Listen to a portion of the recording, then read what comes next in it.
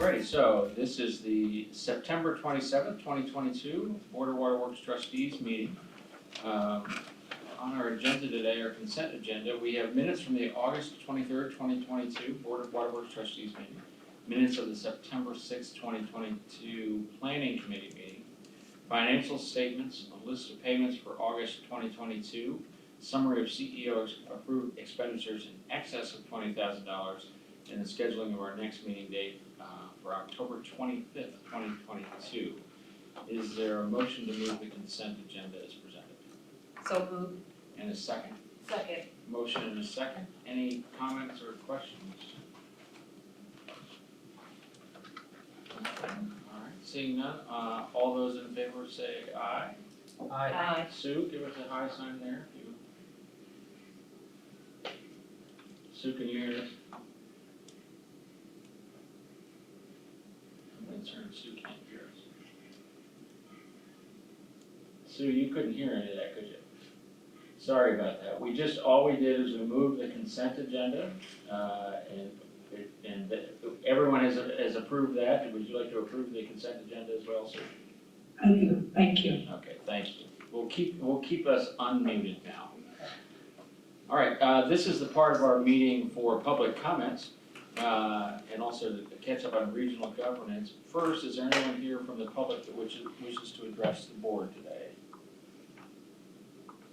All right, seeing none, I'll turn it over to you, Ted, maybe for a regional governance update. Absolutely, Graham. We continue to have regular meetings with the staff from Urbandale and West Des Moines to address a few administrative details related to the 28E agreement and how things like budgets and rates and unaccounted for water and whatnot are going to be handled, making good progress there. We are anticipating this week to get comments from dollars and committee related to the financial aspects of the 28E agreement.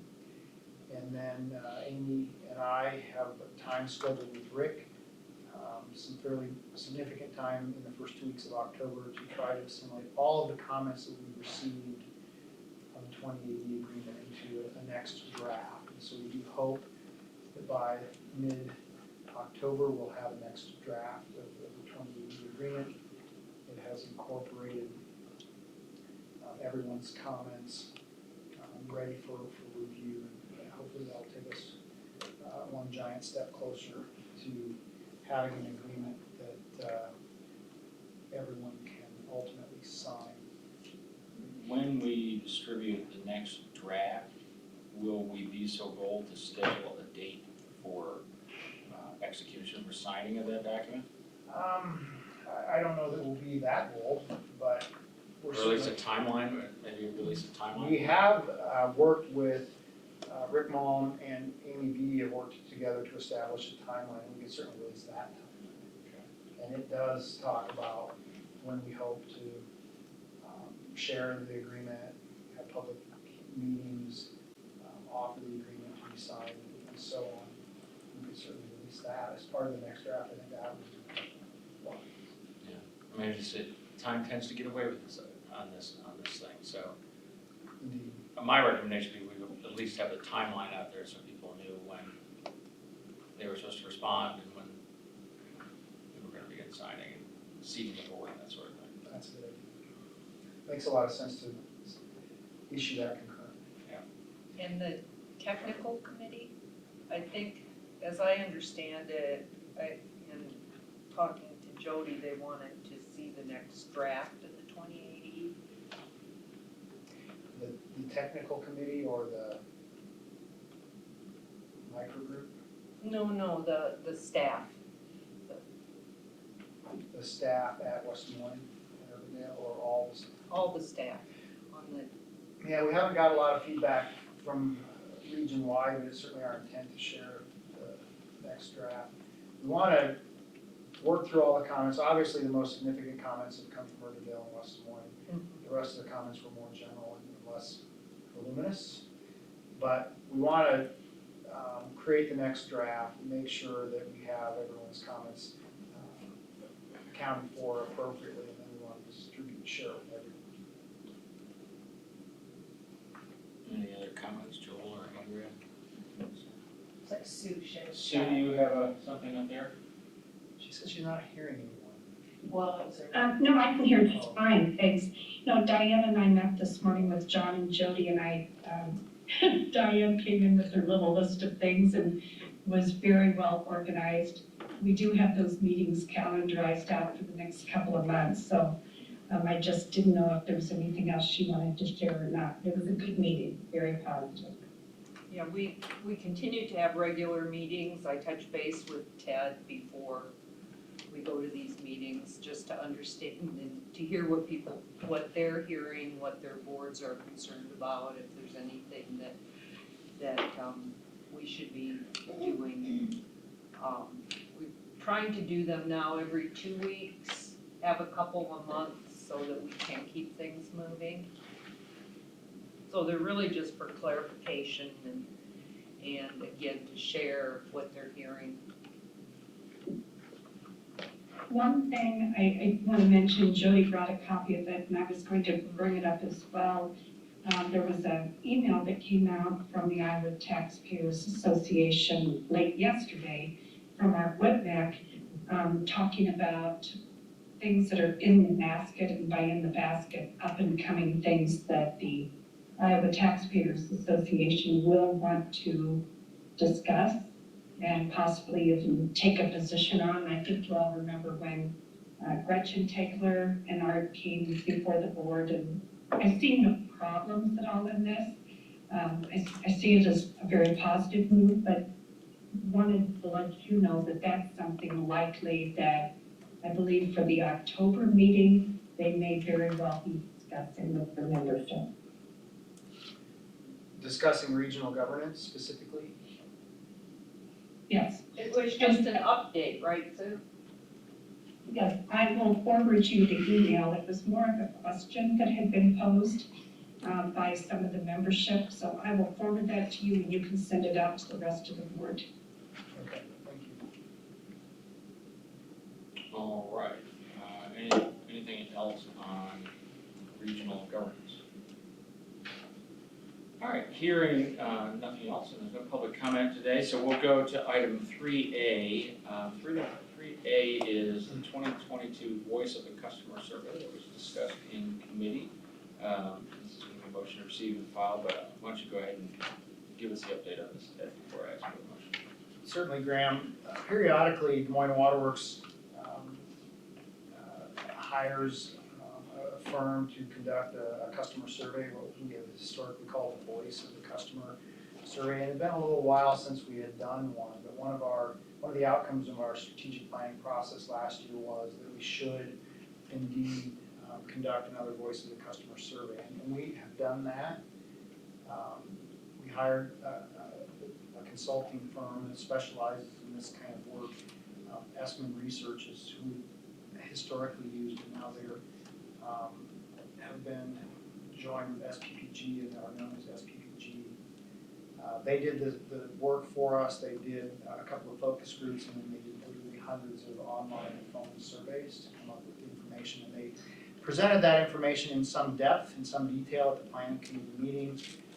Their summary report is attached here in the last 3 pages of that report. If the board is interested, it contains some recommendations and some conclusions, insights on what they think we can take away from the survey that they did and what we might do to move forward on some of our priorities. Laura's done a nice job here, sort of highlighting just a couple of things, focuses of their recommendations, including education on environmental stewardship, natural stewardship, value of tap water compared to bottled water, perception of treated drinking water, understanding the services and charges on the bill. That seems to be sort of a perennial recommendation. People don't understand the bill.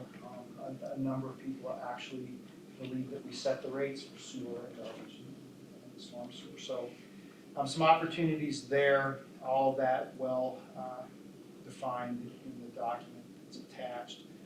But today we are here simply to ask the board to receive and file that Voice of the Customer survey report.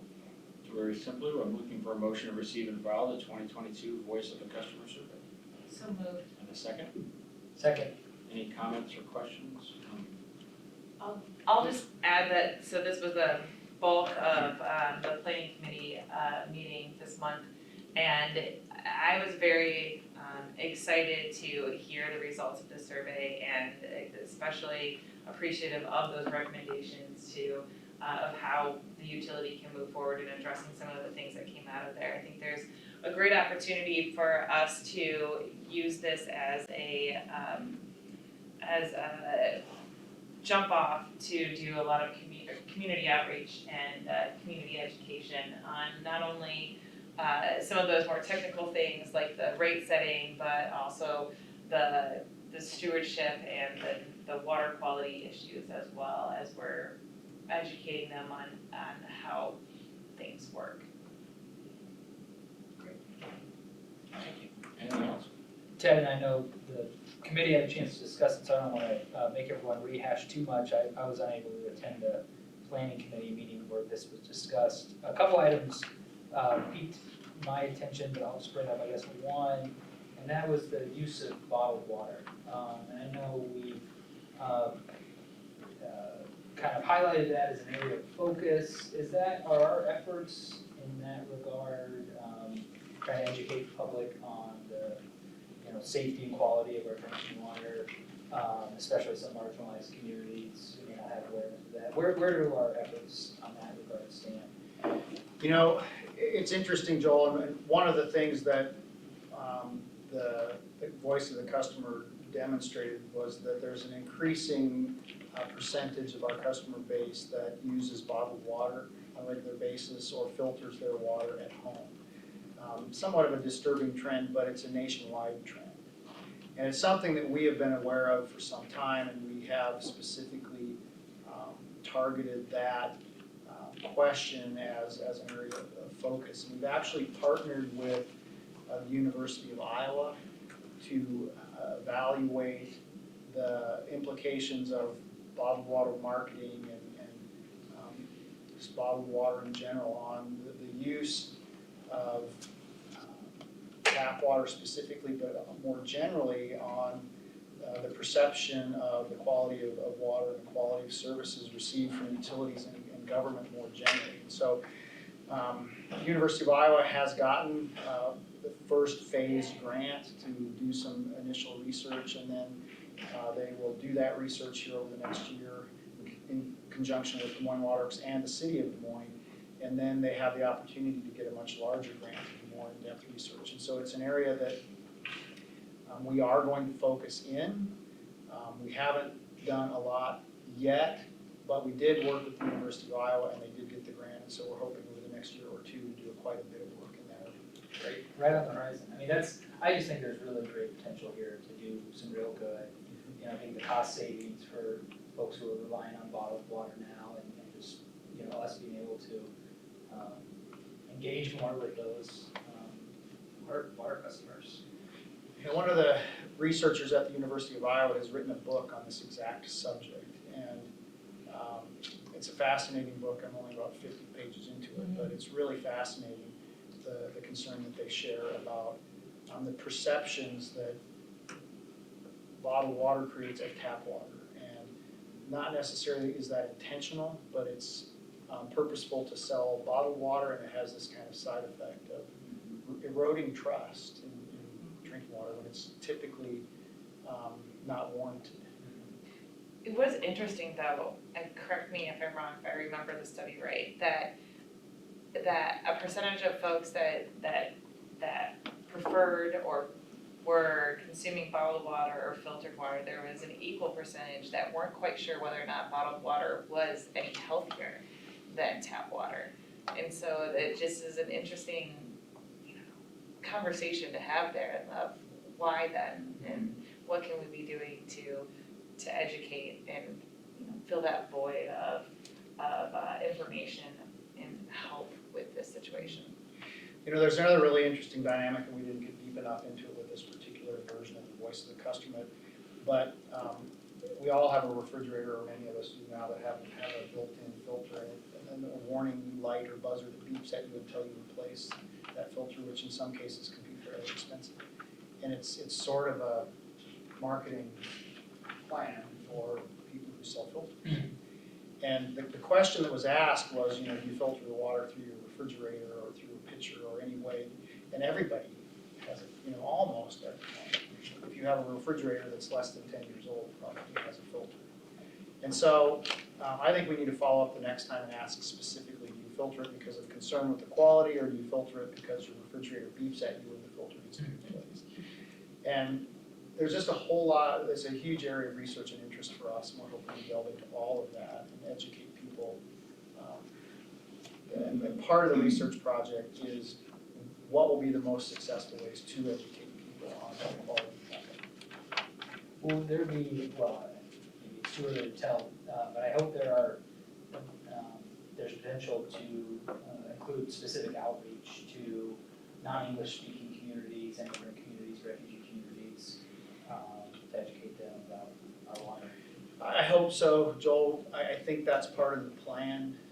We're a little early in the process, but in the book, it's clear that bottled water kiosks or treated water kiosks that purport to be safer than tap water are located in neighborhoods that are, populated by recent immigrants, people who are used to not drinking tap water in wherever they came from. I think we're going to be looking at all of that. Maybe not in the first phase, but certainly in the second phase. Great, anything else on that? All right, hearing, we need to have a vote, right? So we've had a motion and a second, and all those in favor, say aye. Aye. I, Thank you, Sue, and that motion passes. Moving to item 3B. 3B is a subject is not to exceed $1,110,000 water revenue capital loan notes. So this is a public hearing. So I will open the public hearing on the authorization of a loan and disbursement agreement and the issuance of notes to evidence the obligation thereunder. Let's see here. Do we have any written or oral objections to the issuance not to exceed $1,110,000 water revenue capital loan notes? We have received no written or oral objections. Don't see anyone here. So with that, I'll close the hearing, and I'll seek a motion, and this will be a roll call vote, to adopt a resolution instituting proceedings to take additional action for the authorization of a loan and disbursement agreement and the issuance of $1,110,000 water revenue capital loans notes. Is there a motion to that effect? So moved. And a second as well. All right, any comments or questions before we do the roll call vote on this? Graham, Amy shared some details with me so that I could understand what these two motions Please, that would be helpful. do.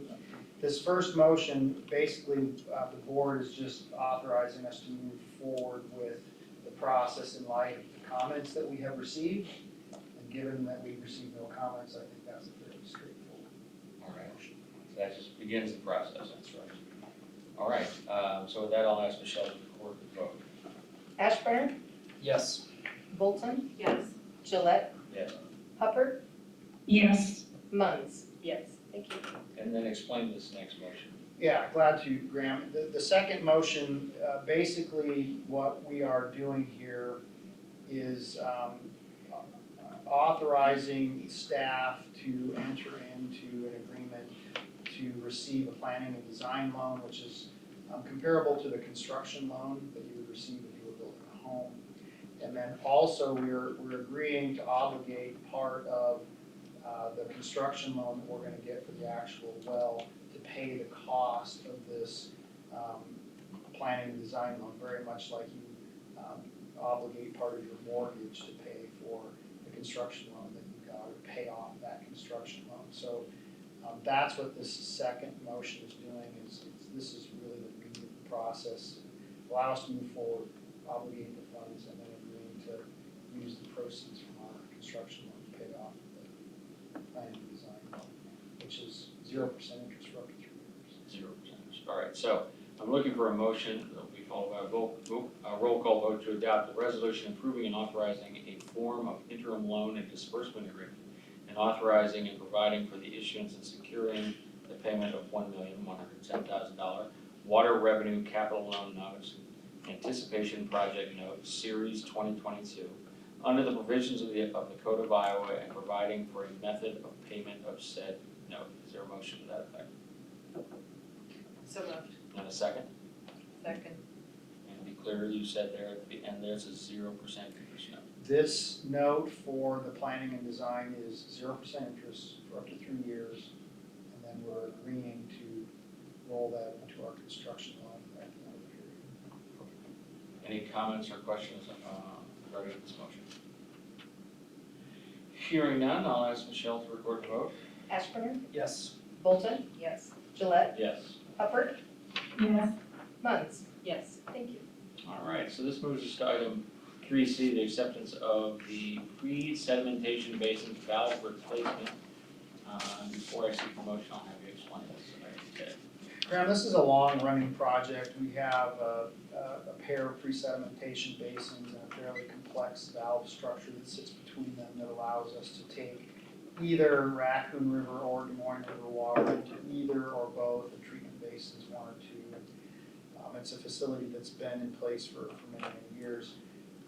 A number of the valves within that facility were experiencing some fairly significant leakage, and in 2019, we awarded a contract to Waldinger to go in and remove all that piping, all that valving, and replace it. But unfortunately, when we got into the project and got to the point where we needed to shut off all of the flow through both of those basins and bypass water around those basins from the rivers so that we could do the work, there were 2 problems. One, there was enough leakage coming back into the basins from the bypass piping that we couldn't effectively do the work. And 2, we couldn't get enough water through the bypass, in part because the river was so low that winter. So we delayed the project in anticipation that the winter 2020, 2021, we would do the work. We did some work on the valving, but still we're not able to bypass enough water to make us comfortable that we were going to be able to get through the winter. And so we've kind of had this project on hold for a number of years now. And we're getting to the point where we all have agreed that it's best to just close out this project and take a step back, do some work on the bypassing facilities to ensure that we will be able to bypass enough water around these facilities at some point in the future to do this project. We just don't want to hold this project open year after year after year. So we have negotiated a significant, more than half of the contract reduction with Waldinger, and we're going to close out this contract, do some other things, and at some point in the future we will likely come back and do this work. But for now, we just simply want to accept the work that they've done, close out the contract. All right, so I'm looking for a motion to accept the pre-sedimentation basins valve replacement contract completed by the Waldinger Corporation in the amount of $686,430.10. Is there a motion to that effect? So moved. And a second? Second. Second from Sue, and any comments or questions? Hearing none, all those in favor say aye. Aye. And that motion passes. Moving us to item 3D. 3D is acceptance of the 2021 Des Moines Water Main Replacement Contract 2, feeder main at Southeast 15th Street and Martin Luther King Jr. Parkway. Ted? Graham, this is a transmission line, 48-inch transmission line relocation project that we completed to facilitate construction of the new transload facility on the north side of Martin Luther King Jr. Parkway there at East 15th Street. This main laid in what was originally right-of-way of Southeast 15th Street, was in conflict with the proposed work, and we did relocate through that site and under the railroad tracks. We had a couple of small change orders, about 4% of the project. The work is complete now, and we would recommend that the board accept the project. Great, so I'm looking for a motion to accept the 2021 Des Moines Water Main Replacement Contract 2, feeder main at Southeast 15th Street and Martin Luther King Jr. Parkway contract, completed by Raccoon Valley Contractors LLC in the amount of $1,684,279.40. Is there a motion to that effect? So moved. And a second? Second. We have a motion and a second. Any comments or questions? Hearing none, all those in favor say aye. Aye. And that motion passes. Moving to item 3E, acceptance of the 2021 Des Moines Water Main Replacement Contract 4, Indianola Avenue. Graham, we awarded this contract, the board awarded in September of 2021. This was a project where we were going to install a section of new water main to replace some existing water main. We talked about this project again just in June because the city of Des Moines was going to do a number of alterations as part of the paving project. They came to us this summer and asked if we would just go ahead and have our contractor complete the alterations. While they were there laying the water main to the north, they would come to the south and complete all the alterations.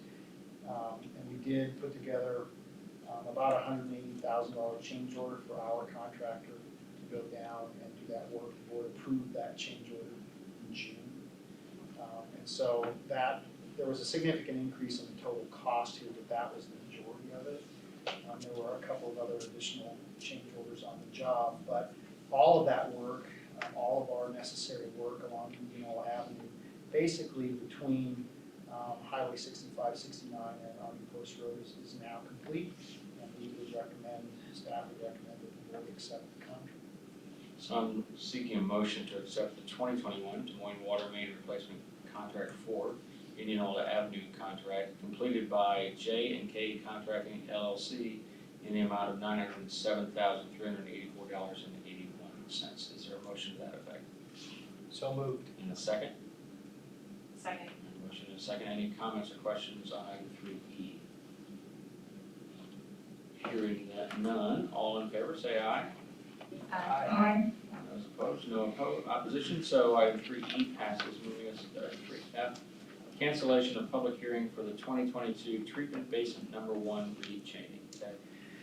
Yeah, Graham, in July, we brought a request for authorization to bid treatment basin number 1 rechaining. This is a project that we do almost every year, rechain one of the 6 treatment basins here. Expected it to be fairly routine. One big difference though on this particular project, we also included a lot of new piping that would facilitate the cleaning. Do this every year, go down with fire hoses and clean out the basins during the off season. We wanted to make it easier and more efficient for the folks to do that work, and incorporated a fairly significant piping system. Unfortunately, when the bids came in, we had only one bid. It was from Aldinger, a great contractor, someone we work with often, but it was about double the estimate. And although we don't believe that we will necessarily get more bidders or better bids, we do want to take the opportunity to take a step back and review the design of that additional piping, make sure it's what we want to do, and we'll rebid the project. And we may rebid it as 2 separate projects. One is the traditional rechaining that we do almost every year, and then separately this new piping that would facilitate more efficient cleaning. But today, what we were recommending that the board do is simply reject this one bid and allow us to take a step back and rebid this at a future date. So I'm seeking a motion to reject the bid received for the 2022 treatment basin number 1 rechaining contract and approve cancellation of the public hearing. Is there a motion to that effect? So moved. And a second? Okay, Any comments or questions on this item? I don't ever remember doing this before. This is different for us. Yeah, I'll tell you, we don't like to do that, because the contractor put in time and effort to put together their bid. We appreciate the fact that they did bid, but, we don't wanna get in the habit of just accepting any bid, no matter how high it is, or no matter, how much above the estimate. We just thought it was prudent to take a step back on this one, so it is unusual. Could you remind me, do the folks bidding know what we're estimating it at? Typically they do, we publish an estimate when we request permission to bid. And sometimes that has influence on what they bid, and sometimes it does not. In this case, I'm guessing it didn't have a lot of influence on them, but they do know. Thank you. And Chad, you and I have had conversations, and we've had conversations at the board table. I mean, in these strange times we live in, we've had bids that have come over, been higher, we've had a limited number of bidders, and I know, and I'm just not really, I guess, asking for a response unless you have one, but I know you and the team are continuing to look at how we put out bids, what we should change in these trying times, and, if you have an update on what you guys are doing now or later, we'd like to hear that at some point about, what you guys are gonna try to help, solve some of these problems. Yeah, a couple of the things that we've talked about, Graham, that we've also talked to Mike and his team about is multi-year bids. Right. Some of these things that we do on a recurring basis, do we wanna go ahead and bid them for, 2 or even 3 years all at once to get that work on people's calendars far out in advance? Rechaining is something we do almost every year. Another example is the well rehabs. We've talked about, we wanna bid multiple wells or even multiple years worth of well rehabilitations just to get on people's calendars, because it's hard to get on the calendar. Maybe that would make it more attractive to the contractor. Mike, I don't know if there are other things that you would share that we've considered. Those are the two key themes, there might be some other projects we can apply that to, but those are the most obvious ones. Have you talked to any contractors about that multi-year contract type of concept? Got any feedback from them? We haven't gone that far yet, but, Okay. I don't think that's gonna be a hurdle necessarily, but that's certainly a conversation we would have before we got too serious here. Even this project here may be something that we Graham, couple with the next I'm wondering wave. the same thing. I mean, if it would be worth it to bring a group, I mean, everyone's having workforce issues, but would it be worth it to bring a group of our, past contract awardees together and ask them, what can we do better? What kinds of things are you seeing out there that others are doing that we may want to consider, just as a thought? Getting feedback from the contracting community, definitely in the program as we interrogate this. Well, just let us know, Mike, as you talk to people. I'll be interested to just hear whatever formal and informal comments you hear about that from them. There's gotta be different ways to do this, and we live at different times, so. Yeah, and generally speaking, I've heard that the contractors like to work for us because we pay. And we pay on time. That's totally serious. We pay and they can get their money any given Friday as long as they have their pay request in by Wednesday typically, and so that's a real positive thing. But I'm sure there are other things that we can do to attract more bidders. I know that there are other bidders who we contacted to consider bidding this project, and they just simply said, we are too busy, we can't meet your timeline, this has to be done during the winter, it has to be done by, I don't know, Mike, what was the timeline you recall? We were certainly looking to have this work completed in advance of probably May 1st. And in fact, we had an earlier time, and Waldinger told us, I believe, that they couldn't meet that timeline, so we extended the timeline through addendum to give them a window that they could work within. Then they were the only bidder and higher than we expected, so a little bit of a challenging deal. And I'm not saying it's a bad bid or an inappropriate bid in any way, shape, or form, it's just, when it's that much above estimate, we need to take it. That does lead to the question that I did wanna ask, and that is, putting off this work, you said this is work we do every year. Is that gonna cause any issues? You know, we've talked about that. We would have liked to have done it this year, but we think that this particular basin will survive another year. You know, we've been in a pretty regular cycle of getting the basins rechained, and so we're pretty much up to date. We're not way behind on this, like maybe we wish we could do more main replacement every year. This one, I think we've fairly well stayed up to date, so 1 year, it's probably not gonna be critical, but we will need to get it done next year. Ted, one factor in this that's been discussed is how busy the contractors are. And I'm thinking about kind of the broader macroeconomic conditions and some of the signals we're seeing now. And so that's making me wonder, are the contractors we work with, are they, does the private sector keep them busy as well? Or do a lot of the contractors that we typically receive bids from, do they focus on public projects, utility infrastructure, things like that? Because I think it's, you know, maybe it's possible we see some kind of slowdown in private, you know, projects, but maybe less so in public, or who knows, vice versa. So is there some, can you speak to that at all, that rambling? I can speak to that a little bit, Joel, and I'll let Mike mop this up a little bit, but one thing that we do see for sure is that our underground contractors, people who lay pipe, water mains and sewers, they tend to do a lot of work for the private sector because they are doing developments.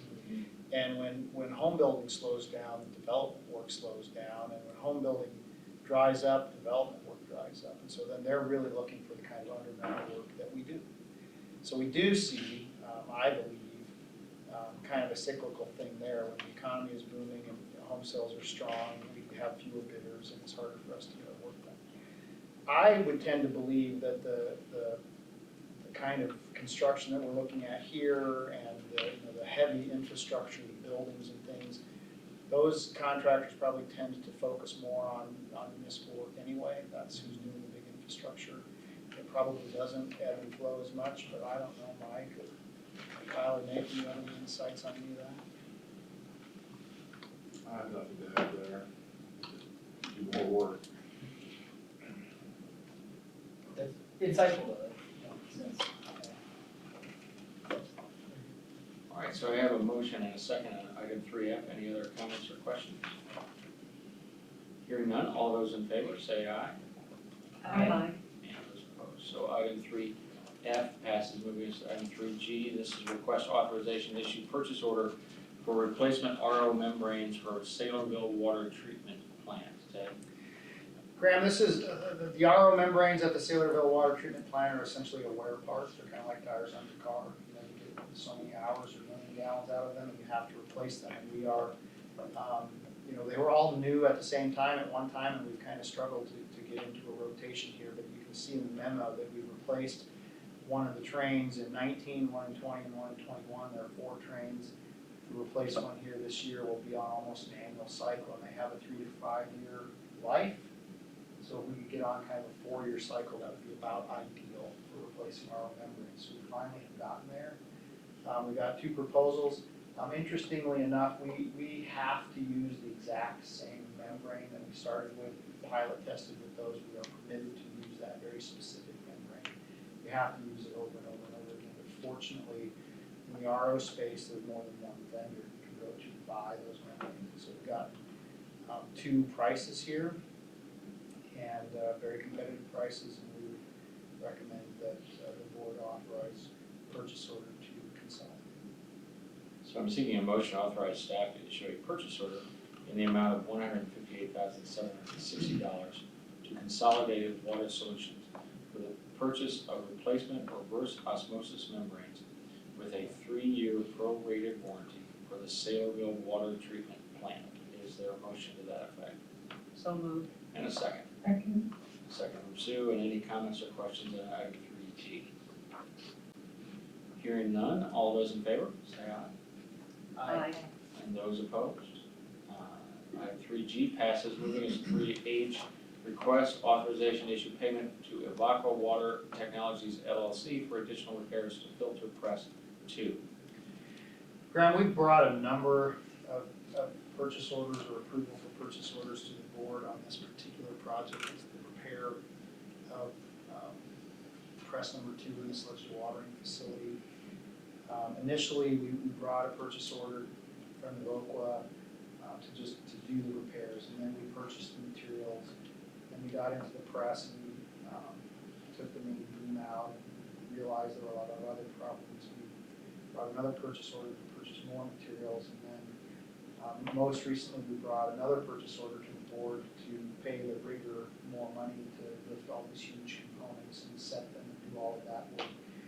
Now we're here with what I hope will be the last purchase order on this project, and that is the additional funds for Evoqua to install all of the additional materials that we had to buy throughout the life of this project, which the board has already approved us buying, which have already been installed and they're already there. We spent through the original purchase order with Evoqua here this summer.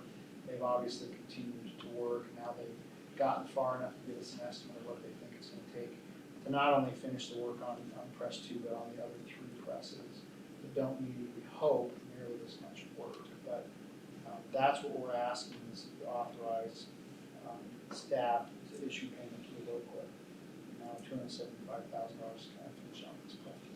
So I'm seeking a motion to authorize staff to issue payment to Evoqua Water Technologies LLC in the amount of $275,059.70 for providing staff and repair parts to complete the rehabilitation of filter press 2. Is there a motion to that effect?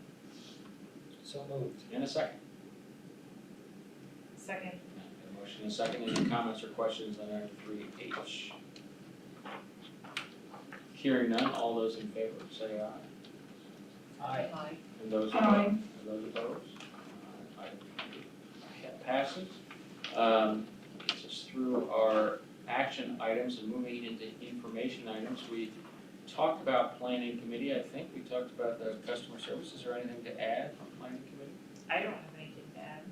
We also had a discussion in planning committee about, about appointment to Okay. Central Iowa Water Works. And I think the resolution of that was to continue working on it. And to share it with the Yeah. other communities, which we have done, just share a copy of the document that we shared. I think that makes sense, and it sounds to me like we'll revisit that after we get the draft out and that sort of thing, but it's nice to have a starter in the process.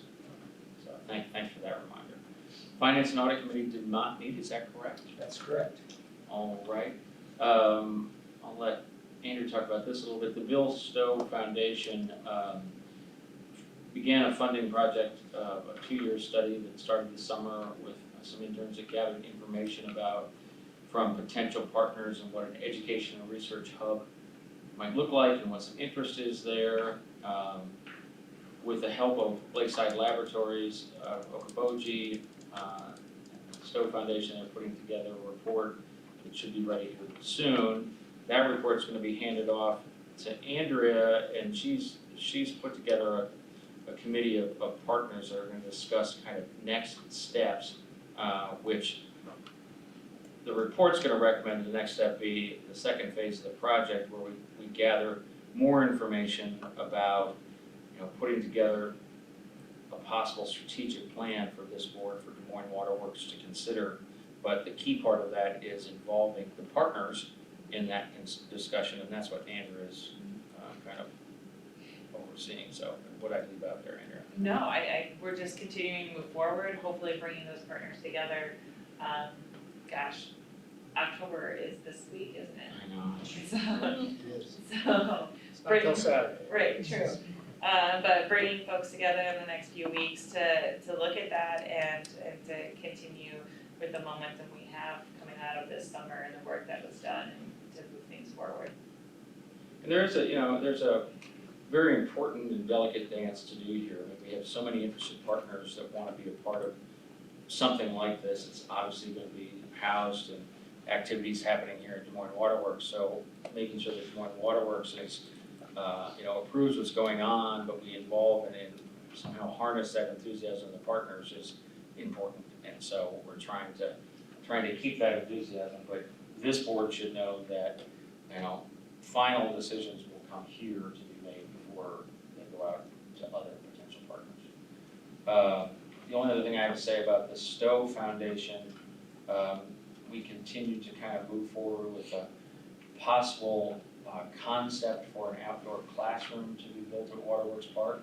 Again, many partners involved in that, the Park Foundation, obviously Des Moines Waterworks and others. The first part of this is to put together a design that I think may be very exciting, and maybe in a month or so I'll have something to show you, which would be very exciting. I don't have much to report on the Greater Des Moines Botanical Garden. We continue, the Botanical Garden continues to do quite well. Visitors are continuing to go there. It's been a successful summer. The new leadership from the city is tremendous, and there's a lot of collaboration going on over there. So if you haven't been there lately, go. Des Moines Waterworks Park Foundation Board. I think one of the key things to report is that the repayment plan that Ted and Graham have been working with the city and the foundation to put together to kind of move things forward with closing out that, or coming up with a plan to close out that loan.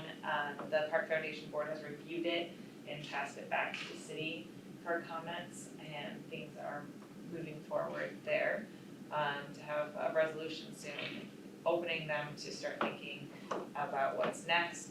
I think that there's been a lot of positive work done with the bringing on of Terry T-Bachhorst,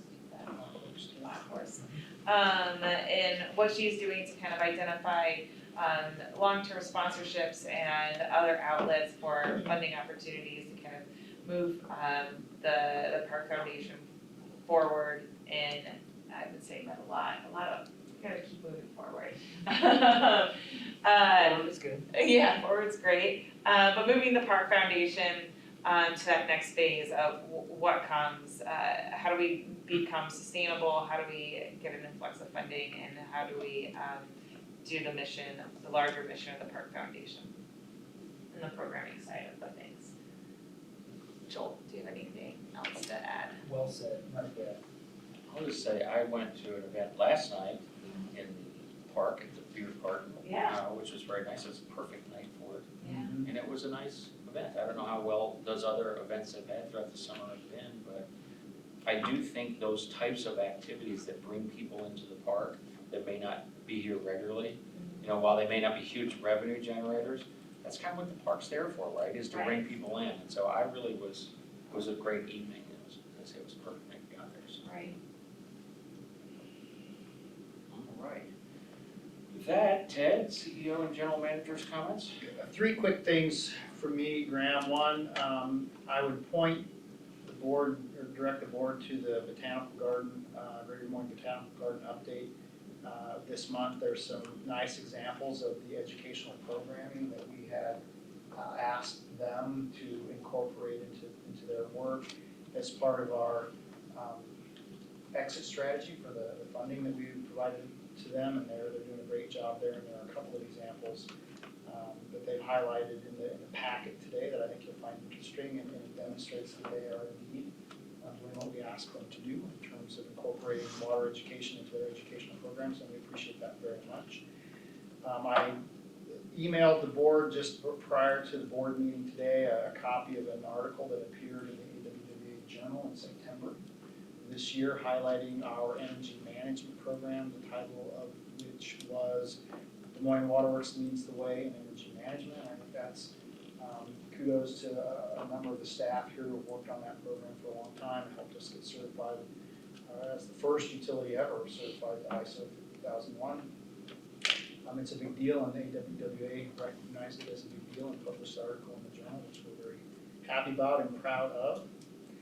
And lastly, for me, we are working on, we're just sort of conceptualizing right now, a lead service line replacement pilot project.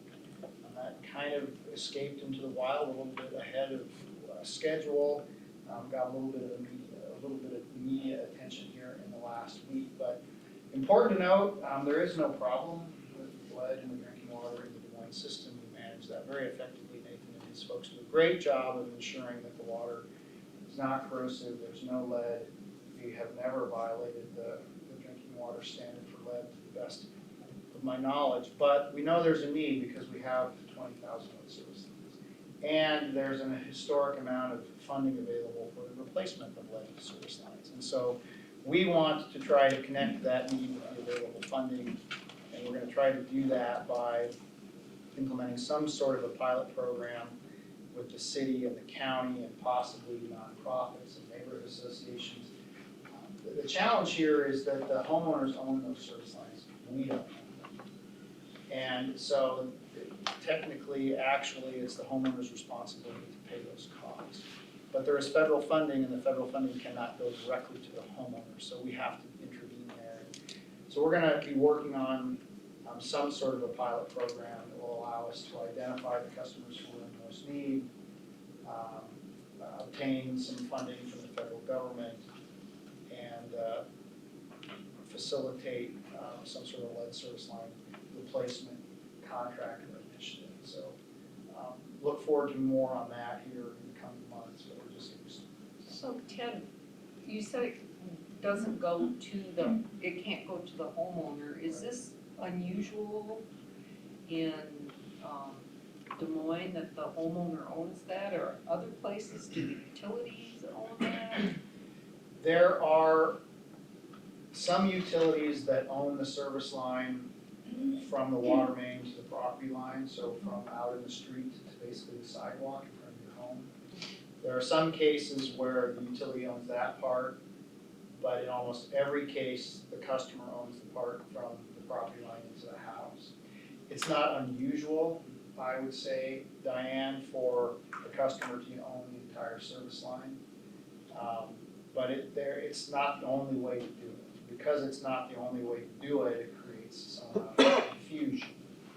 But there are a number of utilities, I think all of the utilities in the metro except Ankeny and Waukee are like us, in that the customer owns the service line. But in Ankeny and Waukee, the city owns the service line from the main to the box. I would say it's not uncommon at all for board-managed utilities to do it the way we do it.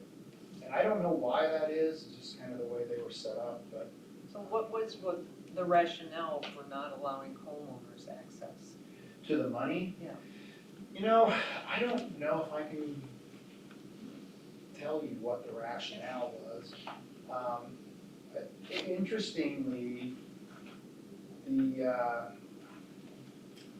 EPA is really trying to get utilities to take responsibility for replacing the service lines even if they don't own them.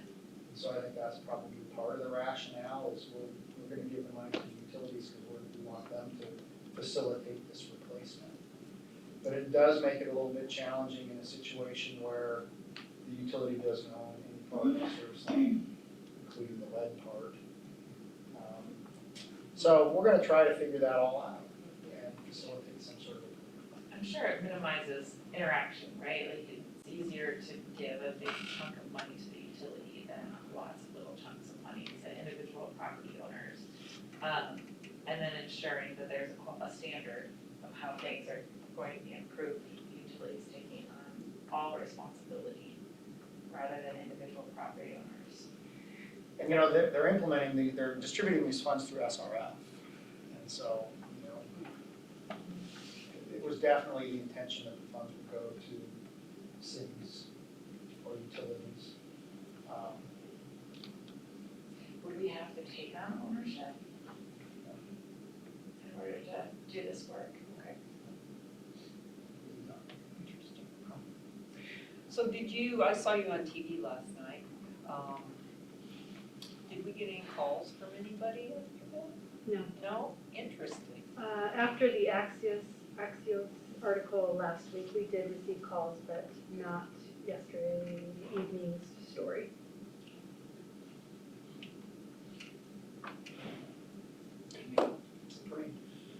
Joel, are you with us for another meeting? Yes, at least one more. At least one more. Okay. Have your big goodbye party Well, I just, Bring in the cupcakes or we supposed to? Probably on my plate. Ted, I don't have anything else, so I was thinking today coming in, because I had a number of conversations recently that I wanted to express my appreciation to the staff at Des Moines Water Works, because, I mean, our job as a policymaking board is to hire the CEO, interview the CEO, and to set policy, but I've had a number of instances over the last couple of months where customer contacts me, or, I mean, one happened today, and, you know, the quick response from, you know, the customer team to tell me about what happens. I have great conversations with AFSCME, you know, they call with concerns and questions, and we have very honest conversations, and to me, that's what a good union relationship is supposed to be. And when I was out at the event last night, I was talking about Des Moines Water Works, and I was just reminded what a pleasure it is to serve on this board. And Joel, when you go on to your next big thing, I think you're gonna look back and realize this is a pretty great board to be a part of. No doubt. So, but anyway, I just wanted to express my appreciation to being part of this change. Anything else, folks? Spend a lot of money. We did spend a lot of money today. Unimportant stuff. Let's stop spending it. Yeah. All right, Ted wants to keep spending it. Let's watch out for later. All right, folks, thanks for everything, and with that, we'll be adjourned.